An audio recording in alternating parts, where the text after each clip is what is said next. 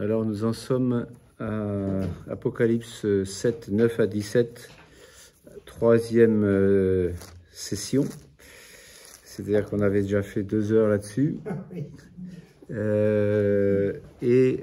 Donc le triomphe des élus au ciel, donc une vision du ciel qui, je vous le rappelle, donc fait partie du 7e sceau, du 6e sceau, pardon, donc, qui était à la fois sur le chapitre 6 de l'Apocalypse et sur le chapitre 7.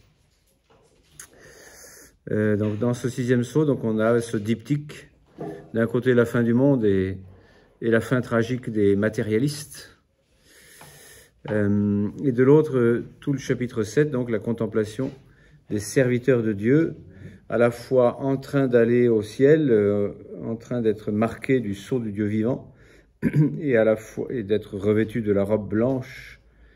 Donc le sceau et la robe blanche sont déjà des allusions au baptême, mais pas seulement évidemment. Donc déjà en train d'être marqués et déjà on pourrait dire au ciel. C'est-à-dire toujours cette tension quand on regarde l'Apocalypse entre le déjà et le pas encore. Donc on est à la fois pas encore au ciel et on est à la fois déjà au ciel. Donc c'est irréductible comme tension et bon.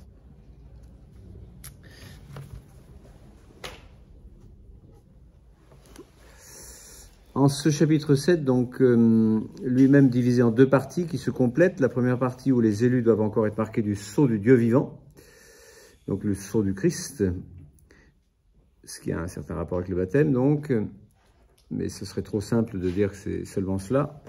Et puis, ils sont encore en quelque sorte engagés dans le combat de la foi et des commandements sur terre. Ils doivent encore, être marqué, ce sceau est en train d'être marqué en quelque sorte. Et donc cette deuxième partie, donc chapitre 7, verset 9 jusqu'à 17, donc la deuxième partie du chapitre 7, nous fait contempler les élus. Donc les deux sont à regrouper tout en les distinguant, là aussi c'est assez complexe, mais enfin, c'est assez irréductible comme tension, mais il y a une première manière de montrer les 12 fois 12 fois 1000, c'est-à-dire la descendance de Jésus, le nouveau Jacob.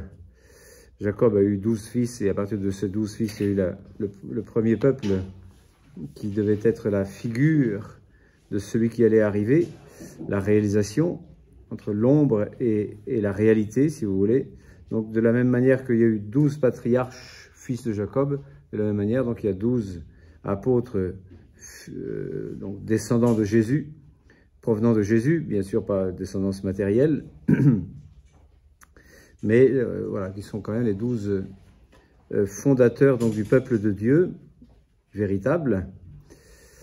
Et donc ça c'était la première partie du chapitre 7, et donc cette manière de se concentrer sur les élus en tant qu'ils sont descendants de Jacob, enfin descendants de Jésus, et à la fois donc un deuxième chapitre, deuxième partie de ce chapitre, donc là, verset 9, là, qui nous les montre pas du tout justement comme 12 fils bien réglés, mais au contraire comme une foule qui est très ordonnée aussi, hein, mais puisqu'elle est devant le trône de Dieu, en ordre serré, mais enfin si je puis dire. Donc en tous les cas, cette foule est de toute race, nation, peuple, enfin tribu même. Le mot tribu devait être réservé aux 12 tribus d'Israël. Voilà, il y a de toutes les tribus, les races, les peuples et les langues, et donc déjà participants de la vie du ciel. Pourquoi ne pas nous avoir fait contempler directement la foule des sauvés d'une manière globale, mais avec d'abord cette vision des 12 fois 12 fois 1000. Donc on a déjà un peu réfléchi là-dessus, et une de mes réponses, qui est aussi au chapitre 14, puisque au chapitre 14, verset 1 à 5, on a à nouveau la vision des 144 000, et on nous dit entre autres qu'ils sont très relatifs, très attachés, on va dire, à la suite du Christ. Les racheter à la terre d'une manière particulière, parce qu'ils ont suivi le Christ. Et donc, je vous avais dit que c'était à mettre en lien avec Matthieu 19, quand Jésus, avec ce jeune homme riche là, il y a donc les 10 commandements, ça suffit pour rentrer dans la vie éternelle. Et puis, mais si tu veux être dans une proximité encore plus grande avec moi, eh bien, suis-moi d'une manière particulière. Donc, voilà, c'est peut-être la distinction qu'il y aurait à faire entre les 144 000 et la foule innombrable. Pour dire, il y a quand même une distinction à faire dans le ciel entre les sauvés, qui sont tous sauvés et qui sont tous élus, mais une partie pour avoir donc été, comme dit donc, le chapitre 14, là, ceux qui sont des prémices pour Dieu et pour l'agneau, qui sont immaculés, qui sont vierges, qui sont rachetés d'entre les hommes et qui sont donc peut-être ceux qui en effet se sont consacrés d'une manière particulière au Christ. Sachant que cette consécration, elle est à prendre au sens assez large, pas seulement religieuse, mais toute personne qui aura suivi le Christ d'une manière plus totale, plus absolue. Donc ça, c'est une hypothèse, hein, c'est pas un... Voilà. Donc, voilà, cette vision du ciel, alors on va peut-être se la relire, comme ça on sera un petit peu plus dans le sujet, puisque on n'est pas forcément complètement dans le sujet. Donc, chapitre 7, versets 9 à 17. Après quoi, donc pour dire qu'il y a une succession quand même entre les deux scènes, après quoi voici qu'apparut à mes yeux une foule immense que nul ne pouvait dénombrer, de toute nation, race, peuple et langue, debout devant le trône et devant l'agneau, donc devant le trône de Dieu et devant l'agneau, qui ne fait qu'un avec Dieu, vêtus de robes blanches, des palmes à la main, ils crient d'une voix puissante le salut à notre Dieu, qui siège sur le trône ainsi qu'à l'agneau. Et tous les anges en cercle, donc l'agneau c'est Jésus, hein. C'est une révélation de Jésus-Christ, tout le livre de l'Apocalypse, l'Apocalypse de Jésus-Christ. Et tous les anges encerclent autour du trône des vieillards et des 4 vivants, donc qu'on avait déjà vu au chapitre 5 comme étant ceux qui sont autour du trône, en effet, les anciens plutôt que les vieillards, et les 4 vivants, eh bien donc c'est-à-dire les 4 porteurs du mystère du Christ, qui correspond aussi aux 4 évangiles, se prosternèrent devant le trône, la face contre terre, pour adorer Dieu.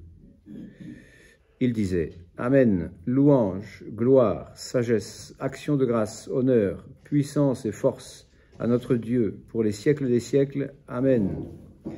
L'un des vieillards prit alors la parole, l'un des anciens prit alors la parole et me dit: Ces gens vêtus de robes blanches, qui sont-ils et d'où viennent-ils?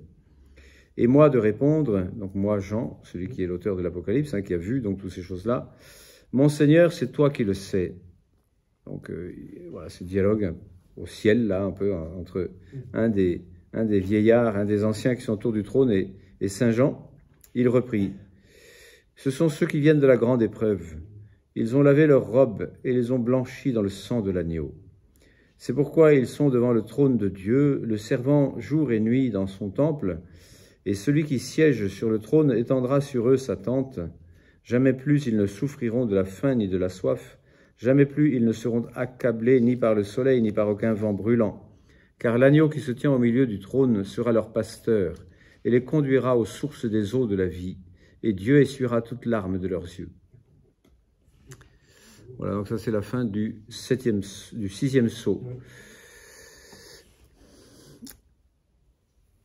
La dernière fois, on a dit que cette vision ne contemple pas seulement les gens qui sont arrivés au ciel, même si c'est essentiellement ça, on peut dire une vision du ciel, des gens qui sont au ciel, mais en faisant le lien avec Romains 8, 17 à 39, eh bien, on peut dire que, c'est-à-dire toute la deuxième partie du chapitre 8 de Romains, on peut dire qu'on a presque la même page, qui est un commentateur qui s'appelle Allo, c'est comme ça, c'est écrit comme Allo, eh bien, donc disait, c'est une des plus belles pages du Nouveau Testament, ce que je viens de vous lire là, et Romains 8, 17 à 39, je ne vais pas prendre le temps de vous la lire, mais c'est une manière de contempler aussi comment la grâce de Dieu qui nous a été donnée dans le Christ Jésus eh bien, va se déployer en une glorification.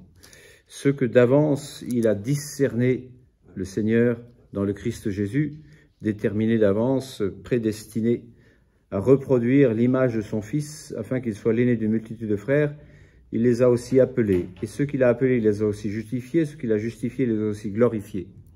Donc il y a une même vision, pour dire, de ces gens vêtus de robes blanches, là, qui sont glorifiés à la fois au ciel et à la fois en train d'aller vers le ciel. Ils viennent de la grande épreuve, c'est-à-dire ils sont en train de venir de la grande épreuve. Et ils suivent l'agneau partout où il va. Donc comme il était dit aussi, donc des 144 000, mais là ça s'adresse à tous les saints qui sont encore en train de se sanctifier. De toute façon, il ne peut pas y avoir de salut en dehors donc de suivre l'agneau. Bon, ne serait-ce qu'avec sa conscience pour ceux qui ne connaissent pas l'agneau. Donc, on passe donc finalement quand même enfin à cette deuxième partie la deuxième partie du verset 9, quoi, si vous voulez, parce que je ne vais pas très vite. Donc, après quoi, voici qu'apparut à mes yeux une foule immense que nul ne pouvait dénombrer, donc à différencier de celle qui était très nombrable. Donc, il y a une distinction à faire, tout en disant, c'est quand même une vision du ciel, tout en étant aussi une vision du chemin vers le ciel. Donc, toutes ces tribus, là, comme je disais, ils sont debout. Donc, la deuxième partie du verset 9 nous dit qu'ils sont debout, et debout, donc ça méritait déjà un petit commentaire que j'ai fait aussi un peu la dernière fois, c'est-à-dire comme Jésus ressuscité. Donc, j'avais déjà cité donc, le chapitre 5, au chapitre 5, on voit qui est le centre du livre, donc chapitre 5, verset 6, vous avez donc « Et je vis debout », donc à côté, entre le trône, enfin bref, proche du trône, l'agneau égorgé. Donc à la fois égorgé et à la fois debout. Donc debout sur la croix, en effet, il est à la fois debout et égorgé. Et en même temps, donc debout, ça signifie sa résurrection. Et au chapitre 14, verset 1 aussi, donc voici que l'agneau apparut à mes yeux, il se tenait, donc sous-entendu, il se tenait debout, avec les 144 000. Bon, et donc là, cette attitude debout, donc on pourrait dire, bon, on va pas passer 3 quarts d'heure là-dessus, mais quand même, vous voyez, dans chaque mot compte le simple fait d'être debout devant le trône et devant l'agneau. C'est déjà donc une allusion et même on pourrait dire une affirmation du fait qu'ils sont des ressuscités avec le ressuscité. Ils sont des vivants. Ils sont devant le trône et devant l'agneau, donc, et on a déjà vu ça aussi un petit peu, d'être devant Dieu, c'est être devant Dieu et devant l'agneau, parce que ça ne fait qu'un. Donc c'est un peu étonnant, parce qu'il y a quand même deux, il y a Dieu et l'agneau, mais il se trouve que l'agneau est Dieu. Et là, je vous avais déjà cité ce verset 3 du chapitre 22, qui est donc très proche de ce que nous étudions ici aussi, puisque c'est la vision, là aussi, de la Jérusalem céleste, chapitres 21 et 22, qui est déjà donc une chose que nous voyons ici dans ce chapitre, hein, donc c'est déjà comment on appelle ça, une annonce hein, de ce qui va être mieux et plus amplement décrit au chapitre 21 et 22. Toujours est-il qu'au chapitre 22, verset 3, donc il y a le trône de Dieu et de l'agneau sera dressé dans la ville, donc la Jérusalem céleste, et les serviteurs de Dieu l'adoreront, donc au singulier. Il y a le trône de Dieu et de l'agneau, mais ils l'adoreront, lui, Dieu et l'agneau. Donc c'est un petit signe pour dire, c'est au singulier, le trône de Dieu et de l'agneau. D'adorer Dieu et l'agneau au singulier, comme s'ils étaient un seul, avec un fleuve de vie qui jaillit de ce trône de Dieu et de l'agneau, donc qui est l'Esprit Saint. Ça c'est au verset 1 du même chapitre 22. Donc ensuite, ils vont rendre un culte. Là, ils sont devant l'agneau, devant Dieu et l'agneau, vêtus de robes blanches et des palmes à la main, donc on va revenir là-dessus. Et puis leur cri, c'est un cri donc de victoire et de joie, qui proclame donc le salut qui a été donné par Dieu et par l'agneau. Et ça va être donc tout le reste, on peut dire, de ce chapitre, va être comment ce culte est rendu finalement. Et en effet, au verset 15, vous avez, c'est pourquoi ils sont devant le trône de Dieu, le servant jour et nuit dans son temple. Donc le servant, c'est-à-dire le service, en grec ça se dit la liturgie. Liturgie, ça veut dire le service. Et quelquefois en anglais, quand vous dites il y aura une messe à tel jour, telle heure, il y a marqué service, hein, il y aura un service à tel jour, telle heure. Donc voilà pour dire la liturgie, c'est un service de Dieu. Donc le culte à Dieu, c'est un service à Dieu. C'est des serviteurs de Dieu, c'est-à-dire des adorateurs de Dieu aussi. Bon. Donc pour dire, voilà, c'est une question de culte. Et puis, donc on avait au chapitre 5 déjà donc cette vision des anciens et des vivants qui sont autour de Dieu, avec tous les anges par myriades et par milliers de milliers. Et puis là, donc vous avez non plus seulement ceux-là, donc c'est-à-dire ceux qui sont déjà autour du trône, mais donc toute cette foule immense qui est décrite ici, enfin décrite. Pas beaucoup de descriptions quand même, mais voilà, en tous les cas, une vision quand même de cette foule immense pour dire ils sont associés à ce service donc des 4 vivants et des 24 anciens qui sont aussi donc les 24 prêtres, puisque les anciens, donc ici, le mot ancien, donc c'est presbyteros, et ça veut dire prêtre, hein, c'est ce qui a donné le mot prêtre. Et aussi quoi, oui, on avait déjà vu que 24 anciens, comme il y avait 24 classes sacerdotales pour le service du culte au temple. Donc pour dire, tout ce qui avait été du culte du temple dans l'Ancien Testament était une image, une ombre, pour dire une préfiguration de ce qui doit se réaliser dans le christianisme et qui doit se réaliser finalement au ciel. Sachant que dans le christianisme, le ciel est déjà sur la terre et nous sommes déjà un peu du ciel. Donc non seulement les 4 vivants et les 24 anciens se tiennent donc à servir devant le trône, comme il est dit par exemple, enfin voilà, comme je viens de vous dire au chapitre 5, mais à remplir donc leur fonction sacerdotale de peuple de prêtres. Donc c'est pas seulement des prêtres comme ça, avec leur classe sacerdotale, mais finalement tout le monde est appelé à avoir ce service sacerdotal.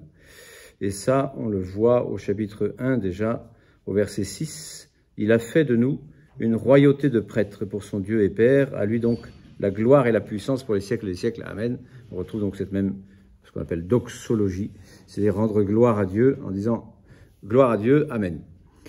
Et donc ça c'est au chapitre 1, verset 6, donc peuple de prêtres, c'est-à-dire l'ensemble de l'humanité qui croit en Dieu et qui est sauvée par le Christ, se tient devant le trône de Dieu et de l'agneau pour dire gloire à Dieu. Et ça, donc tout le monde peut le faire. Tout le monde peut avoir cette fonction sacerdotale de rendre gloire à Dieu. Et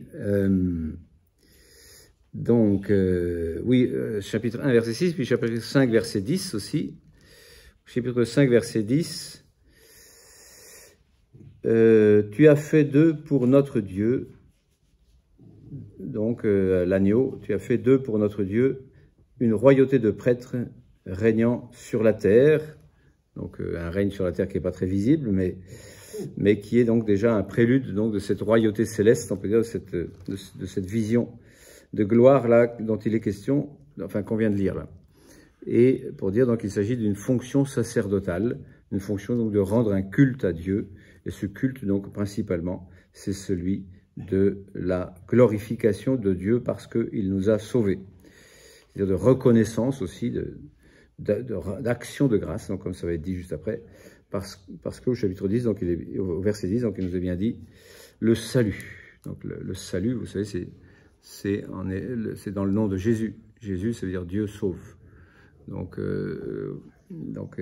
ici, donc on rend grâce à Dieu parce que Dieu nous a sauvés en la personne de Jésus. Et tout cela, donc je vous disais, donc c'est une vision anticipée des chapitres 21 et 22 une annonce, vous voyez, chapitre 21-22, où tout va être redit d'une autre manière. Voici la demeure de Dieu avec les hommes, ça sera sa demeure, et il essuiera toute larme de leurs yeux, on vient de le lire aussi.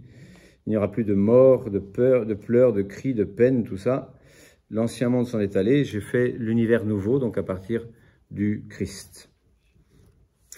Et donc ce qui se réalise déjà, et qui se réalisera un jour dans la Jérusalem céleste. Donc il est beau de voir que ça part de la base, si je puis dire, cette foule. C'est pas seulement donc les 4 vivants et les 24 anciens, c'est la foule. C'est-à-dire chacun de nous. Nous sommes tous importants, un par un. Pas seulement une foule, on peut dire, anonyme, mais tous et un par un. Donc nous formons, donc nous sommes appelés en tout cas à former cette louange de Dieu. Et ce sont les anges qui ensuite reprennent en chœur. Hein, tous les anges encerclent autour du trône, les vieillards et les anciens, les 4 vivants. Donc eux aussi donc s'associent à notre louange en quelque sorte.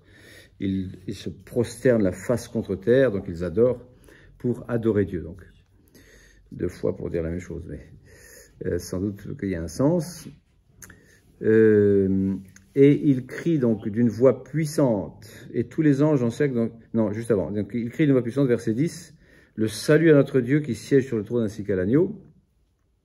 Je viens déjà d'en parler un petit peu, mais la voix puissante, donc pour dire que c'est quand même assez puissant pour couvrir tous les autres bruits, c'est-à-dire tous les malheurs du temps et tous les malheurs qu'on pourrait imaginer. Donc tout ça, la voix puissante du cri de salut, du cri de reconnaissance, on pourrait dire, du salut qui a été donné par Dieu, eh bien, couvre, voilà, ce cri de louange couvre le bruit d'autres bruits, quoi, d'autres bruits de mauvaises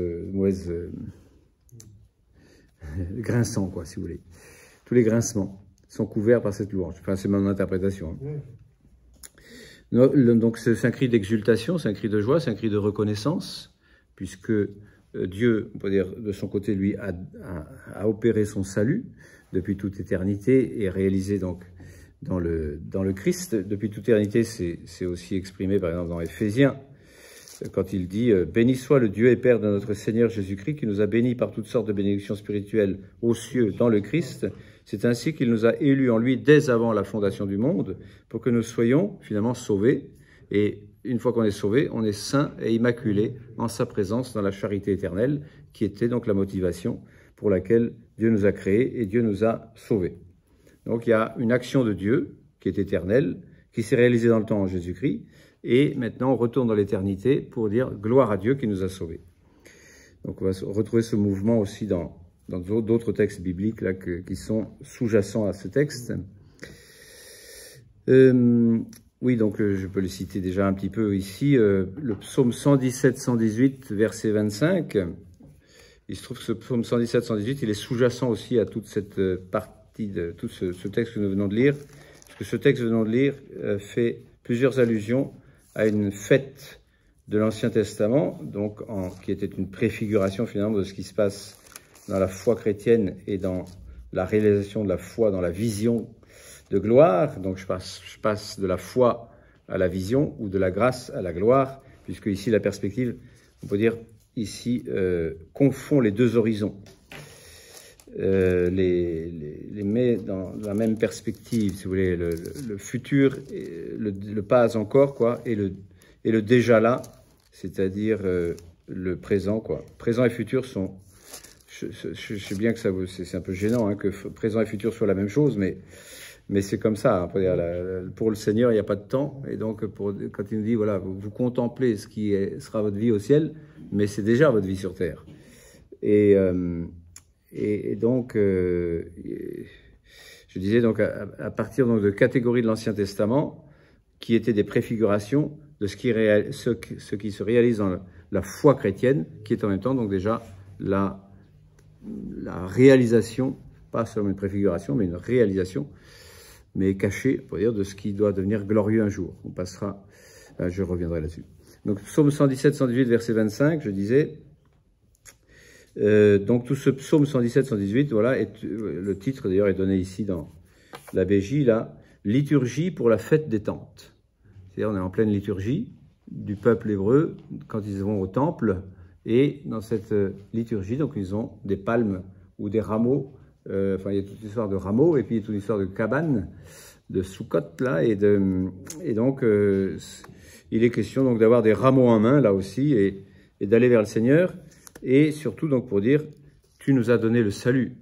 Et c'est dans ce est-ce que c'est dans ce texte, donc voilà, verset 25, donc de grâce Seigneur donne le salut, de grâce Seigneur donne la victoire. Les mots salut et victoire d'ailleurs sont quelquefois le même en hébreu.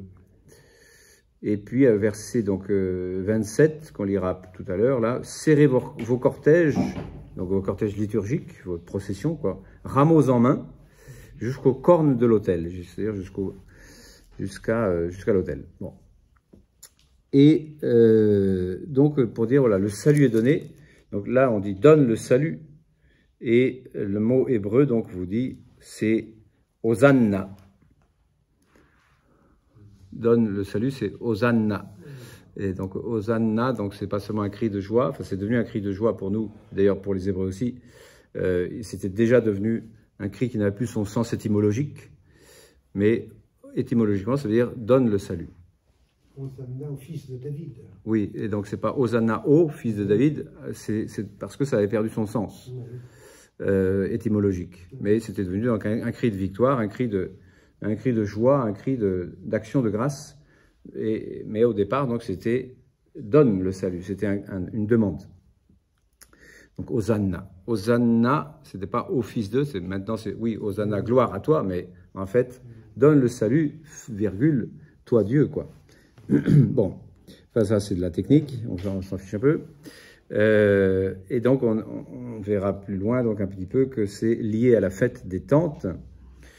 Dans le Nouveau Testament, il en a un petit peu question, mais pas tellement, on la connaît pas beaucoup, puisque nous on connaît surtout donc Pâques, enfin nous on a Noël et Pâques, mais et Pentecôte.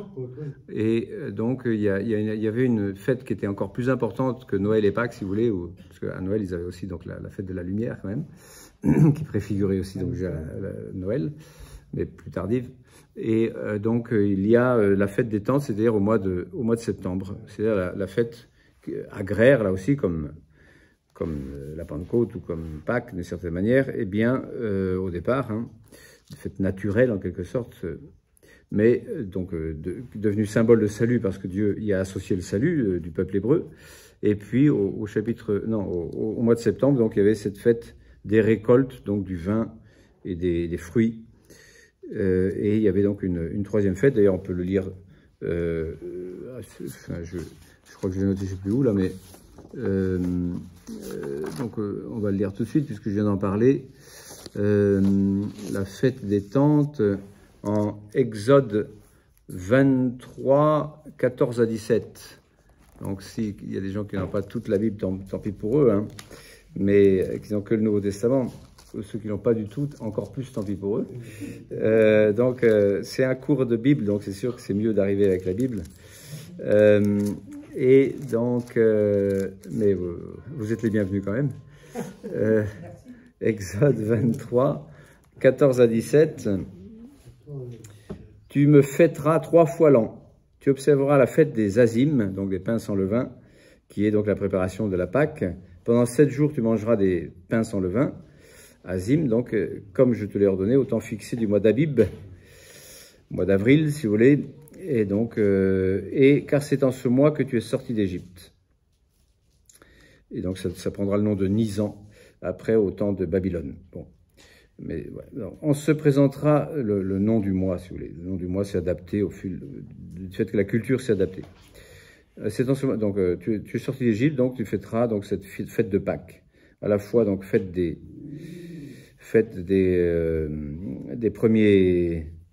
prémices du froment, si vous voulez, et fête donc de la Pâque.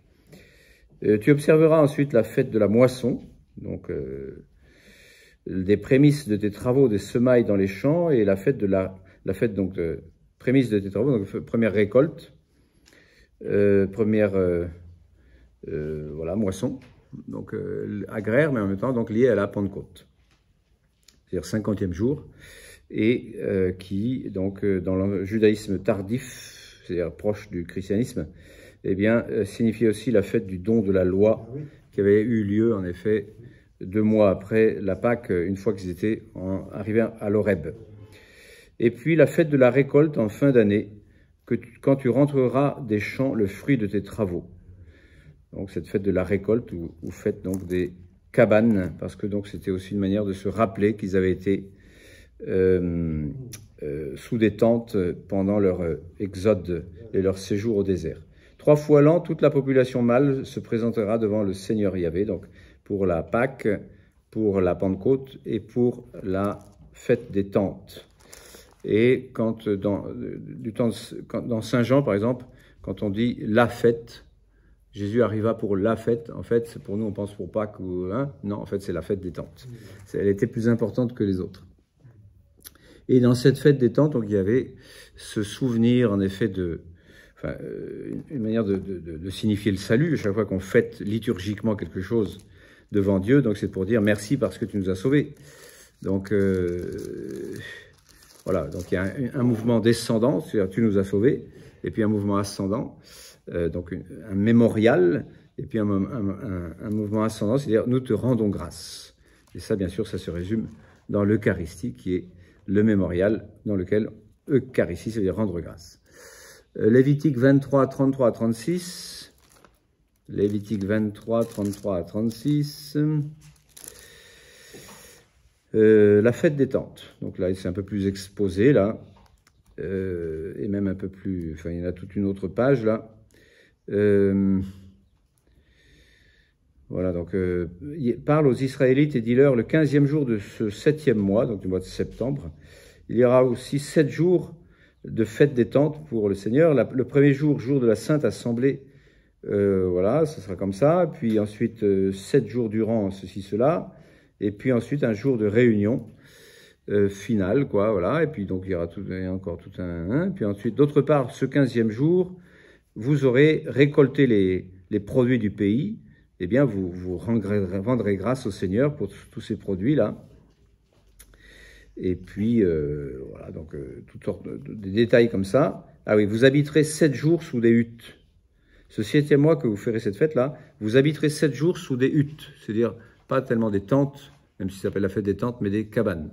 Donc, des soukottes. Et vous habiterez donc pendant 7 jours afin que vos descendants sachent que j'ai fait habiter sous des huttes les Israélites quand je les ai fait sortir du pays d'Égypte. Donc, hutte ou tente, là, c'est un petit peu...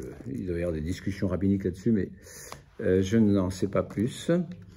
Et je vais voir à Néhémie 8, 13, 18, donc des centaines d'années plus tard, on a une attestation que ça ne s'est pas trop fait, on peut dire, après Moïse, qu'ils ont un petit peu, bon, laissé tomber, quoi, et que finalement, donc, ils redécouvrent qu'il fallait le faire, que c'était ce que Dieu avait donné à Moïse.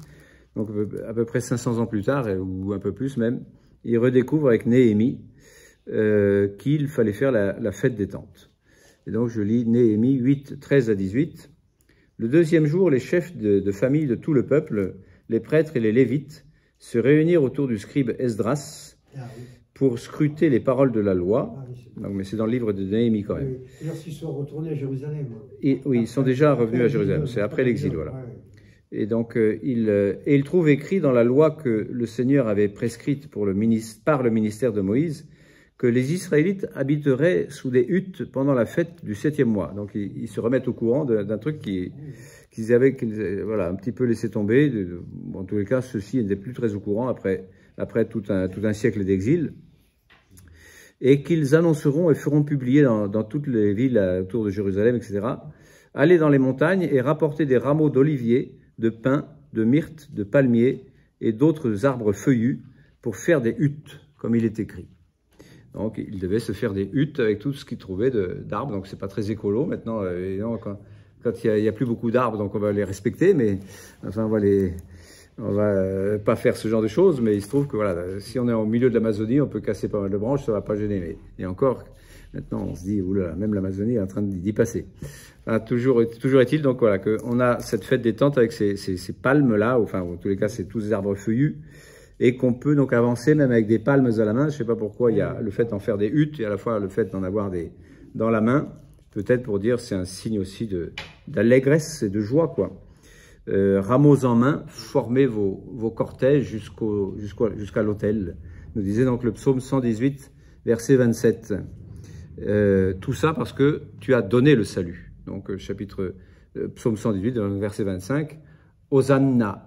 Et donc c'est ce qu'on chante au jour des rameaux, depuis ce temps-là. Donc si vous voulez, on a continué, même si c'est pas en septembre, on se fête donc la fête, on peut dire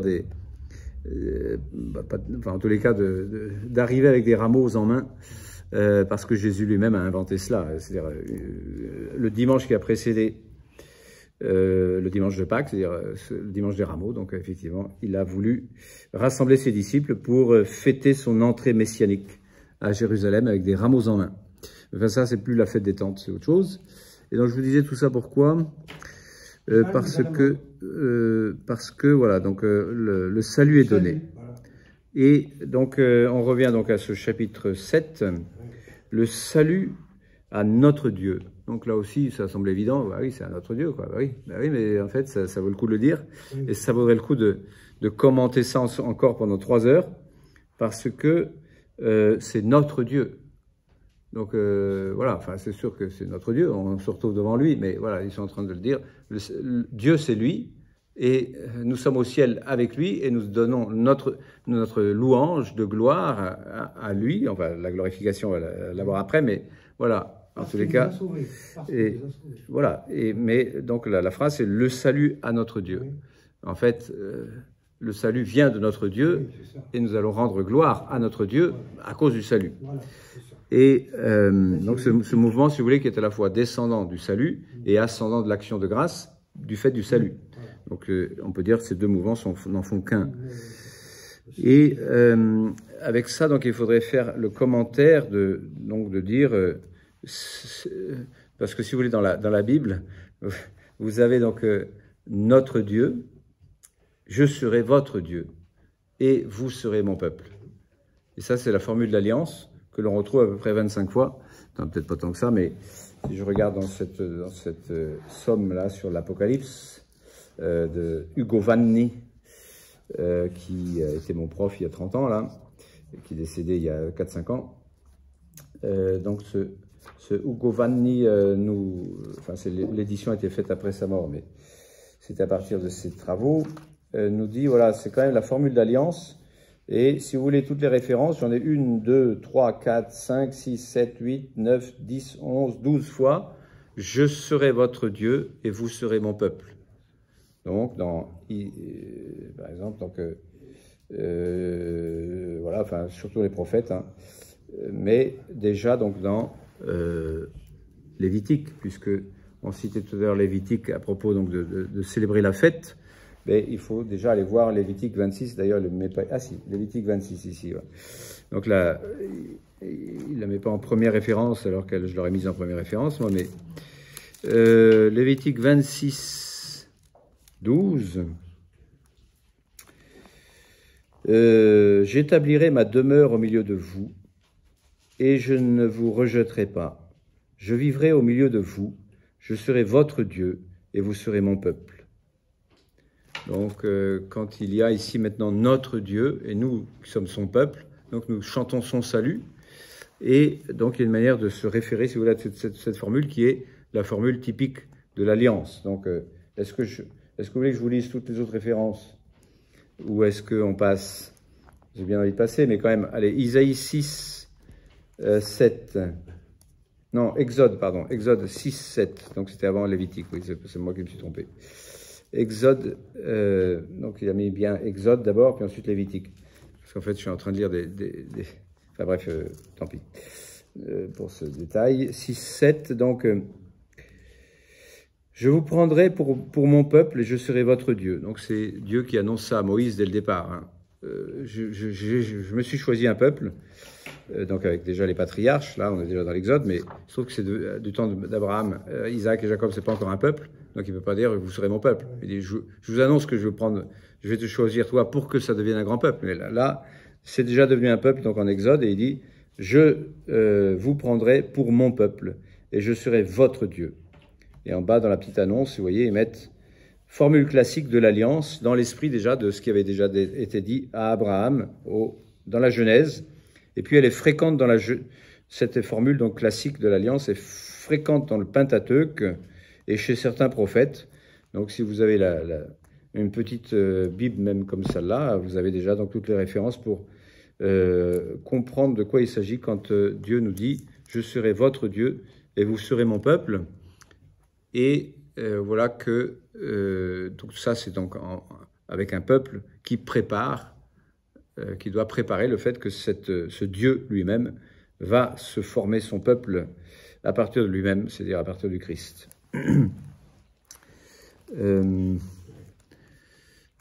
Bon, et donc voilà, simplement sur le fait que vous voyez, le salut à notre Dieu, donc cette formule notre Dieu me fait partir déjà donc dans toute la Bible, donc dans 26 références différentes là, pour dire on peut donc se référer donc à, enfin voilà, ici quand il dit le salut à notre Dieu, c'est-à-dire c'est vraiment la révélation de l'alliance entre Dieu et son peuple. Je serai votre Dieu et vous serez mon peuple. Oui Seigneur, nous disons tu es notre Dieu et de toi vient le salut et nous te rendons grâce. Et juste un petit peu plus loin, il y a marqué à nouveau notre Dieu, là, je ne sais plus où, là.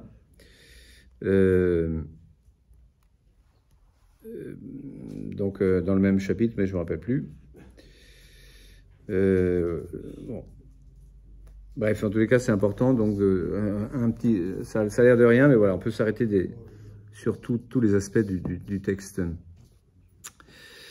Et donc le salut à notre Dieu qui siège sur le trône ainsi qu'à l'agneau. Donc j'ai déjà référé cela aussi pour dire voilà, Dieu autour du trône, enfin Dieu sur le trône et puis l'agneau aussi qui siège sur le trône, puisque donc c'est ce qu'on vient de voir au chapitre 22 là aussi, là verset 3 là.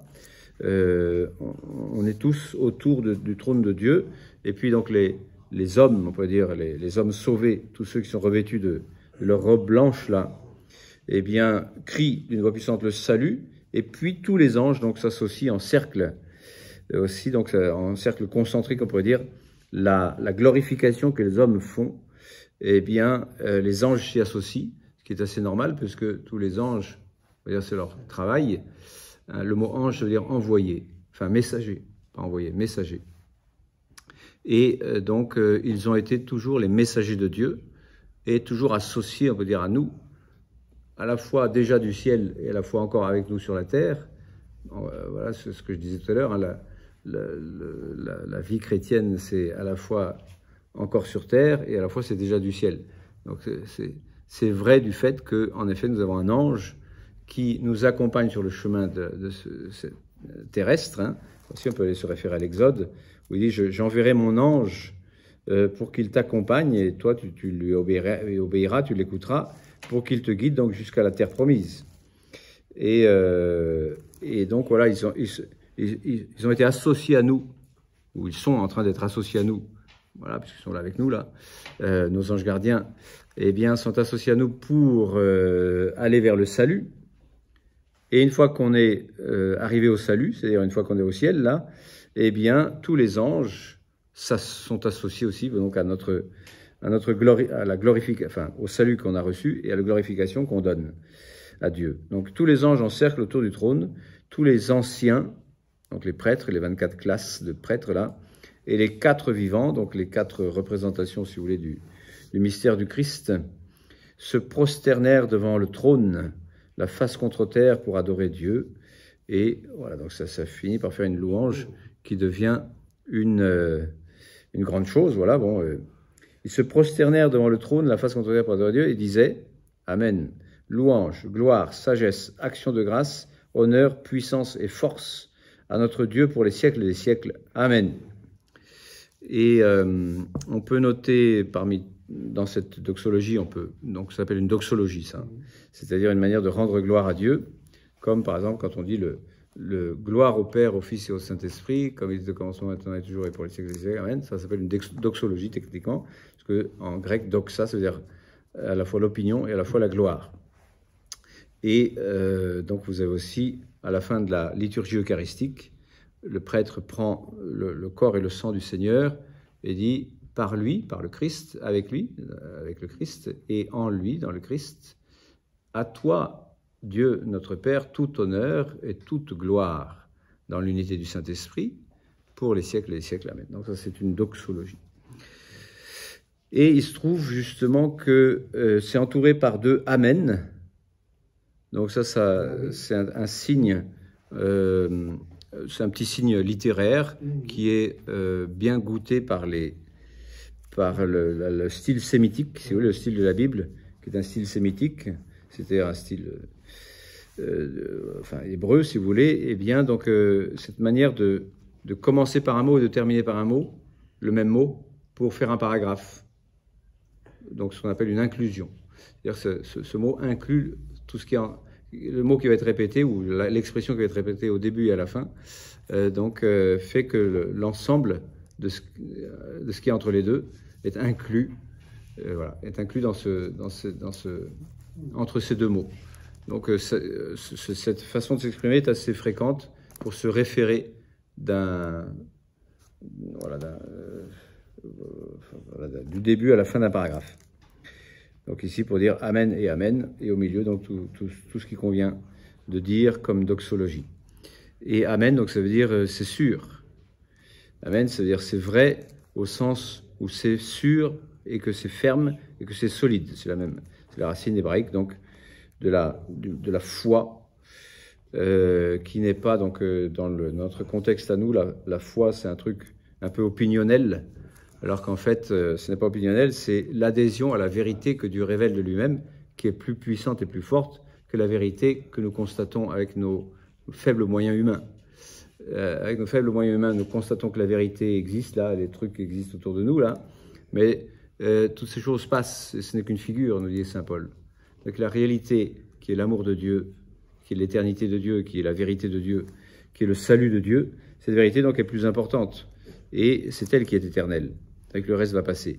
Donc finalement, la foi rejoint la vérité solide et éternelle, alors que le monde n'est pas solide. Il vient de la parole de Dieu et il s'en ira par la parole de Dieu aussi, pour dire c'est sur la parole de Dieu qu'il faut se fier, parce qu'elle est plus solide. À nous, ça ne nous parle pas parce qu'on dit bah non, c'est que des paroles, tout ça. Non, c'est la parole de Dieu créatrice. Au commencement, Dieu dit et les choses furent. Et moi, je dis et je fais. Et donc, c'est cette parole de Dieu qui est plus fondamentale. Donc, quand on dit Amen, ça veut dire je me base sur la parole de Dieu qui est plus fondamentale, puisque le monde lui-même, avec dans sa solidité apparente, provient de cette parole, qui l'a fondée et qui la tient. Comme dit au début de l'Épître aux Hébreux, là, le Fils de Dieu qui s'est incarné là, et le monde tient par sa parole puissante. En ces jours qui sont les derniers, il nous a parlé par le Fils, qu'il a établi héritier d'une chose, par qui aussi il a fait les mondes. Resplendissement de sa gloire, effigie de sa substance, ce Fils qui soutient l'univers par sa parole puissante. Donc, les astronomes se disent, si la Terre, avec ses milliards de tonnes, tient dans le monde, c'est parce qu'il y a aussi le Soleil qui tient avec ses milliards de tonnes dans le truc, et c'est parce que la galaxie, etc., et que ça arrive jusqu'où comme ça. Donc moi j'ai envie de dire, c'est parce qu'il y a la parole de Dieu qui soutient tout cela par sa parole puissante. Bon, ça c'est mélangé, on peut dire, l'aspect cosmologique et l'aspect spirituel. Il se trouve quand même que le monde, un jour, a existé par la parole de Dieu, et voilà, et que cette parole de Dieu donc est plus importante et plus puissante et plus solide et plus définitive que le monde lui-même. Donc quand on dit Amen, ça veut dire c'est sûr, c'est vrai, c'est solide, c'est comme un rocher, c'est affermi et c'est établi, et ça ne bougera pas, mais mieux que le monde lui-même qui bouge, le sol sur lequel on a les pieds, et un jour tremble, il y a des tremblements de terre, et Et il paraît que quand on vit un tremblement de terre, on vit une espèce de drame incroyable, parce que justement, ce sur quoi on s'appuie d'habitude, tient pas. Et bien là, voilà, quand on s'appuie sur la parole de Dieu, ça tient. Ça ne bougera pas. Et donc, ce Amen, il n'est pas si fréquent finalement dans l'Apocalypse, donc c'est bien d'aller le relire aussi un petit peu. Au chapitre 1, verset 6, « Il a fait de nous une royauté de prêtres pour son Dieu et Père, à lui donc la gloire et la puissance pour les siècles des siècles. Amen. » Pour nous, ça nous coule tous de source tout de suite de dire pour les siècles des siècles Amen, mais il se trouve que voilà, revenons à la source là et de se dire, voilà, il est en train de rendre gloire à Dieu à cause du Christ Jésus, donc qui nous a donné le salut. Il vient de nous le dire juste avant, en nous disant que justement il nous a lavé de nos péchés par son sang, et ça va être redit aussi dans ce chapitre 7, quand il nous dit donc, ils viennent donc de ceux qui ont lavé leurs robes, ils viennent de la grande épreuve, ils ont lavé leurs robes et ils ont blanchi dans le sang de l'agneau. Comme quoi le sang de l'agneau, donc, il a une capacité de blanchissement qui effectivement donc, est spirituelle, c'est-à-dire nous donne l'illumination de la grâce, de la lumière éternelle. Donc, Amen, donc ce premier Amen dès le départ, pour dire oui, Amen, rendons gloire à Dieu parce qu'il nous a sauvés dans le Christ. C'est déjà exprimé ici. Et puis, au chapitre 5, verset 14 aussi, donc on est au centre du livre, je dis, et puis qu'il y avait une vision de l'agneau immolé et debout, donc c'est-à-dire mort et ressuscité. Et du coup, il y a une immense action de grâce qui se déploie sur toute la deuxième partie du chapitre 5, et qui donc voilà, est large et grande, et qui reprend d'ailleurs une doxologie à 7 membres, comme on va le voir, puis ensuite à 3 membres, et bref, donc ça se termine par un solennel Amen. Et les 4 vivants disaient Amen, et les anciens se prosternèrent pour adorer celui qui est vivant pour les siècles des siècles. Enfin, au chapitre 19, verset 4, tiens, ça fait déjà 52 minutes que je parle, donc je vais peut-être m'arrêter après ça. 19, verset 4. Alors les 24 anciens et les 4 vivants, toujours eux, là, ils sont là autour du trône, là, se prosternèrent pour adorer le Dieu qui siège sur le trône, en disant non seulement Amen, mais aussi Alléluia, qui est un autre mot hébreu, donc 2 mots hébreux, là. On va dire à la fois c'est sûr et à la fois louons Dieu. Louons Dieu, donc motif, ce qui nous a été donné au verset 10 ici du chapitre 7, donc le salut. Et le salut, donc, qui se réfère donc bien sûr au mot Jésus.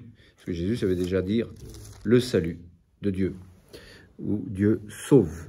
Et c'est pour ça aussi que je termine quand même avec une 54e minute en vous citant Isaïe 25, on y reviendra aussi, puisqu'il est cité à 2 reprises aussi dans ce passage. Isaïe 25, le Seigneur des armées prépare pour tous les peuples, sur cette montagne, la montagne donc de la Jérusalem céleste, si vous voulez, la montagne éternelle, un festin donc qui consiste en de la chair et du vin, donc un festin eucharistique. Il a détruit sur cette montagne le voile de la mort, il essuie les larmes sur tous les visages, donc c'est cité ici, et puis c'est cité au chapitre 22, et puis il élimine l'opprobre, et puis on dira en ce jour-là, donc mouvement descendant le salut, mouvement ascendant, on dira en ce jour-là, voyez c'est notre Dieu, en lui, donc verset 9, chapitre 25 d'Isaïe, verset 9, on dira en ce jour-là, voyez c'est notre Dieu, en lui nous espérions pour qu'il nous sauve, et nous espérions en lui, exultons parce qu'il nous a donné le salut. Réjouissons-nous et exultons, il nous a donné le salut. Et donc c'est ce qui est dit ici. Voilà, sur la montagne sainte du Seigneur où il y a un festin de noces, eh bien il y a donc le salut qui nous est donné. Amen. À dans 5 minutes.